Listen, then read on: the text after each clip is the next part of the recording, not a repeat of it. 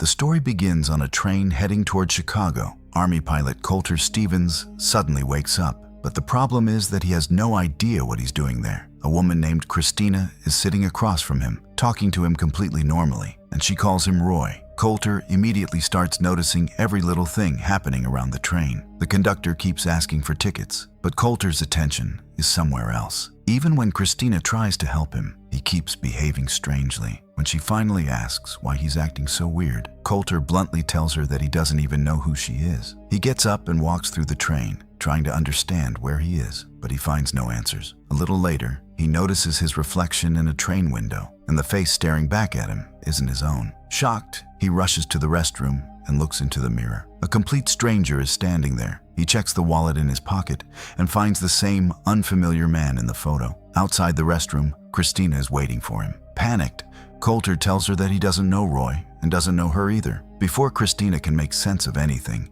the entire train suddenly explodes in a massive blast. Coulter opens his eyes again, but this time he's inside a strange, isolated chamber. A woman's voice immediately begins questioning him. She wants to know what happened on the train and where the explosion originated. Confused, Coulter asks who she is. A monitor switches on, revealing a woman. She says they need to repair his memory pattern and then starts a strange procedure. Images flash across the screen while she repeatedly recites several lines, almost as if she's trying to reprogram his mind. Coulter isn't paying attention. He just wants to get out of the capsule. Gradually, however, fragments of memory begin returning. He starts repeating the same lines the woman had been saying. Then he calls her by name, Goodwin. Soon, Dr. Tom appears on the monitor. He seems to be supervising some kind of experiment. Since Coulter has no information about the bomber, Goodwin tells him he has to go back for another 8 minutes. Coulter still believes he's trapped inside a simulation. Goodwin refuses to explain what's really happening and simply repeats the same instruction: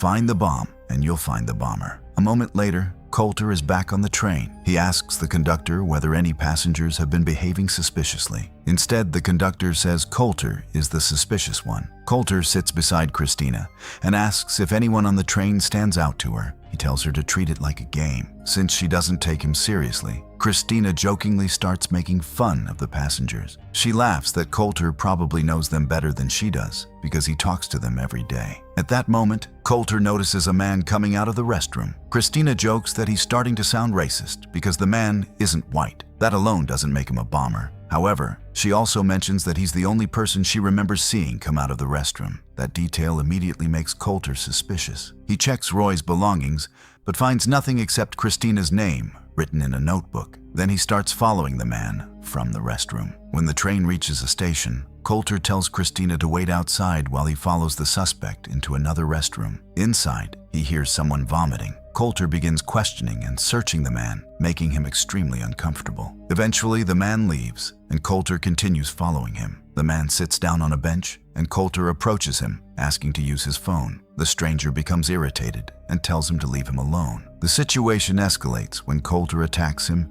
and repeatedly demands to see his phone. Before anything else can happen, the train explodes again. Now Coulter is convinced the man might be the bomber, but he still lacks proof. During another attempt, he follows the same suspect again. This time, the man shoves Coulter onto the tracks. Before Coulter can recover, a speeding train crashes into him. When he opens his eyes again, everything feels different. The voices from the other side are gone. No one seems able to contact him. The entire capsule begins freezing. Systems start shutting down. Meanwhile, one of Goodwin's colleagues informs her that Coulter is in danger. Both of them rush to Dr. Tom. Tom explains that nobody has ever remained inside that environment for so long. He orders them to keep sending signals and hope Coulter responds. On Coulter's side, he finds a toolkit and somehow manages to restore power to the system. Gradually, the voices return. Soon he hears Tom speaking through Goodwin's computer. This time, Coulter calls out, and Tom answers directly. Tom finally reveals that he is the inventor of the machine Coulter is inside and that he controls the entire project. Coulter tells him that he saved a passenger on the train. Goodwin immediately returns and argues that saving passengers is not part of the mission. But Coulter insists that he really did save the woman. Tom explains that she only survived inside the source code, not in the real world. According to him, Coulter is merely observing the past. He can investigate it, understand it, and identify the bomber, but he cannot change what already happened. Even then, Coulter refuses to let go of the belief that he saved her. Goodwin asks for the woman's name and checks online. Moments later, she confirms that Christina died in the train bombing that same morning. The revelation leaves Coulter stunned, yet there is no time to dwell on it. Authorities have already received threats of another attack in downtown Chicago. This time, they suspect a dirty bomb may be involved, and the city is being evacuated. The military believes that if Coulter can identify the train bomber, they may be able to prevent the second attack. Before sending him back, Goodwin tells him about a handgun hidden somewhere on the train and authorizes him to use whatever force is necessary to complete the mission. When Coulter opens his eyes on the train again, disappointment flashes across his face the moment he sees Christina. The two talk for a while, and it's becoming increasingly clear that Coulter has started developing feelings for her. But no matter what he feels, the mission remains his top priority. He gets up and goes looking for the handgun. Just as Goodwin described, he finds it exactly where she said it would be. Unfortunately, the conductor spots him taking the weapon. Coulter immediately points the gun at him, but before he can do anything else, another conductor suddenly shocks him with a stun device. The next thing he knows, he's waking up on the train once again. Christina is sitting beside him, asking what he was doing a moment ago. Coulter has no answer. He knows time is running out. He asks her a strange question. If you only had 1 minute left to live, what would you do? Coulter says he would call his father and apologize. Christina calmly tells him everything will be okay. A second later, the train explodes again. Before waking up this time, Coulter experiences several visions connected to Christina. When he returns to the capsule, he angrily tells Goodwin that the handgun idea was useless. Then he asks once again if he can speak to his father. Goodwin avoids the request and says she'll try. Coulter then demands to know what's really happening to him because he still doesn't fully understand the process. Goodwin finally moves aside and gives him a glimpse of where he's being kept. She admits she has never personally gone to the other side of the source code because finding a suitable subject is incredibly difficult. Still, she doesn't want to waste any more time. After reassuring him, she sends him back again so he can continue searching the passengers' belongings. This time, Coulter moves much faster. He sketches the military patch Goodwin had described, and while he's doing that, Christina walks over. Coulter asks her to help find a friend who disappeared in Afghanistan. For the first time, he tells her his real name. At that moment, he notices a man talking on his phone and becomes suspicious. He starts checking the man's bag. While searching around, Coulter notices a woman carrying a military medical center bag. He approaches her and asks about the letters on the military patch. The woman identifies it as an Air Force patch and explains that the letter N stands for Nellis. The moment Coulter hears that, he borrows her phone and calls Nellis Air Force Base. He asks the operator to connect him to Dr. Tom and says that Captain Coulter Stevens wishes to speak with him. Just then, Christina approaches and tells him she found information about the friend he mentioned. The friend died in combat 2 months earlier. The news triggers flashes of Afghanistan in Coulter's mind. Before he can process them, Goodwin's voice interrupts, guiding him through the familiar mental exercises. When Coulter wakes up in the capsule again, he immediately asks Goodwin a direct question. Am I dead? He explains that he found an online article stating that Captain Coulter Stevens had died and that a medal had already been presented to his father. Even now, Goodwin tells him to focus on the train and stop worrying about everything else. This time, however, Coulter refuses to let the issue go. He demands the truth. Eventually, Goodwin reveals part of it. She explains that only a portion of Coulter's brain remains active. The rest of his body is essentially gone. Coulter asks whether he's only imagining the capsule around him. As he speaks, the capsule slowly begins fading away. Goodwin admits that the capsule itself is also part of his imagination. However, she still refuses to tell him where his real body is being kept. At that point, Dr. Tom interrupts. He says there isn't enough time and insists Coulter must return to the train to prevent the next attack. But Coulter still can't accept the explanation behind the source code. He reminds Tom that he called him from the train earlier that morning. Tom replies that he never received such a call. Even if another version of him had, that would have been a different reality entirely. According to Tom, the version who received that call would technically be a completely different Tom. Coulter still doesn't believe him. Tom then explains that the entire project was approved by a military court. He argues that many soldiers would be grateful for the opportunity to continue serving their country even in such a condition. According to Tom, remaining useful is better than being dead. Coulter immediately disagrees. For many soldiers, dying once is the service. Tom finally promises that once the mission is completed, he will allow Coulter to die. Before sending him back, Tom reminds him that the lives of 2 million Americans may depend on this mission. Even if Coulter doesn't care about his own life anymore, he should care about theirs. After that, Tom begins sending him back repeatedly. He makes it clear that this process will continue until the bomber is identified. Over time, Coulter starts losing hope. He says he can't keep doing it. Tom manipulates him into continuing by playing an interview with Coulter's father. In it, his father sadly admits that the two of them never truly understood each other. The recording leaves Coulter silent. Finally, he says only one thing: "Send me back." The moment he returns to the train, he heads straight for the bomb and the handgun. He removes the phone connected to the detonator and checks its call log. Only one number is saved. Coulter calls it. As the phone rings, he walks through the train and says loudly, "Turn around." A man nearby turns toward him. Coulter immediately sits beside him, shows him the gun, and says he won't be killing anyone today. The confused man explains that he's simply talking to his wife. Realizing his mistake, Coulter orders him to call the number again. This time,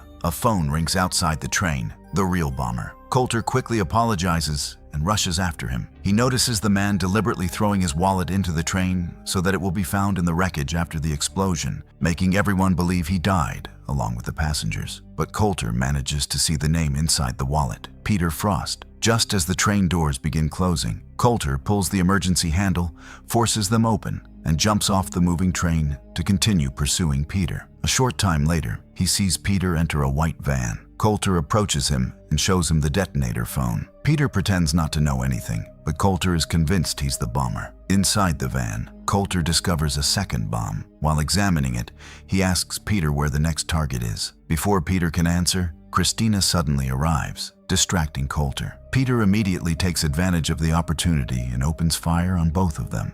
Coulter survives long enough to hear Peter explain his motives. According to Peter, the world has become a living hell. To rebuild it, it must first be destroyed. After finishing his speech, Peter gets back into the van and drives away, leaving them behind. Moments later, the bomb on the train explodes once again. When Coulter returns to the capsule, the strange visions he had been experiencing become even clearer. The first thing he does is tell Goodwin and Tom everything he learned about Peter Frost, the white van, and the second bomb. He also informs them that the second device is radioactive. The moment they hear this, Goodwin and Tom congratulate him. His mission is finally complete. Before they leave, however, Coulter makes one final request. Before he dies, he wants to return one last time and try to save everyone on the train. Meanwhile, the military captures Peter before he can detonate the second bomb.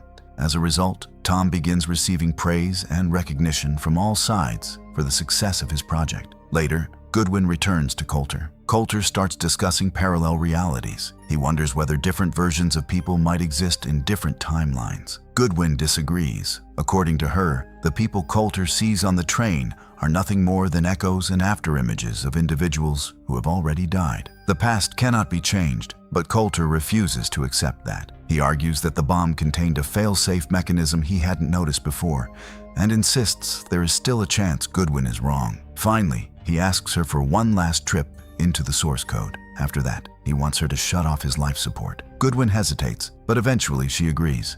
Goodwin finally agrees. She tells Coulter that the moment the source code session ends, she will disconnect his life support. Calmly, Coulter replies, "I'll save Christina." Tears fill Goodwin's eyes. She tells him that working with him has been an honor. After wishing him good luck, she sends him back one final time. For the last time, Coulter wakes up on the train. This time, instead of acting confused, he immediately asks Christina out for coffee. To his surprise, she happily agrees. Then he tells her he just needs a few minutes to save the world. Coulter rushes straight to the bomb. He removes both detonators and completely disables the device. Afterward, he casually walks past Peter Frost and secretly steals the conductor's handcuffs. Meanwhile, in the real world, the source code program is still running. Dr. Tom continues receiving praise from his superiors for the project's success. Then Goodwin enters his office. Tom orders her to erase Coulter's memories and prepare him for another source code mission. At that moment, the truth finally comes out. Tom never intended to let Coulter die at all. Hearing this, Goodwin is disgusted. Back on the train, Coulter prevents Peter from leaving and handcuffs him before he can escape. He then uses the detonator phone to contact the police and reports everything about Peter and the radioactive bomb. After that, Coulter takes Peter's phone and leaves him there. Using that same phone, he sends an email to Goodwin. Then he makes one more call, this time to his father. Coulter introduces himself as a friend and says that before he died, Coulter wanted to apologize. At the same time, Goodwin arrives at the location where Coulter's real body is being kept. She opens the chamber and finally sees his true condition. Over the phone, Coulter's father becomes emotional. He says he wishes he had told his son that he loved him. Coulter quietly responds, "I know." After ending the call, he returns to Christina. Meanwhile, Tom receives a message that Goodwin is near Coulter's chamber. He rushes there and desperately tries to unlock the door, but Goodwin has already sealed it. She's simply waiting for the 8 minutes to end so she can finally set Coulter free. Back on the train, Coulter asks Christina another question. If you had less than a minute left to live, what would you do? Smiling, Christina replies that in her final moments, she would want to do something good. Hearing that, Coulter kisses her. The two finally express their feelings for each other. At that exact moment, in the real world, Goodwin switches off Coulter's life support and frees him from the machine. By the time security arrives, it is already done, but something impossible happens. This time, the train never explodes. Somehow, Coulter's consciousness remains alive inside Roy's body in a completely different reality. Everyone on the train survives. Peter Frost is arrested, the bomb never detonates, and the future that everyone believed was impossible has been changed. Later, Coulter sends an email to Goodwin in this new reality, explaining everything that happened. He tells her about the source code program, the alternate timeline, and how he is now living in Roy's body after successfully saving everyone on the train.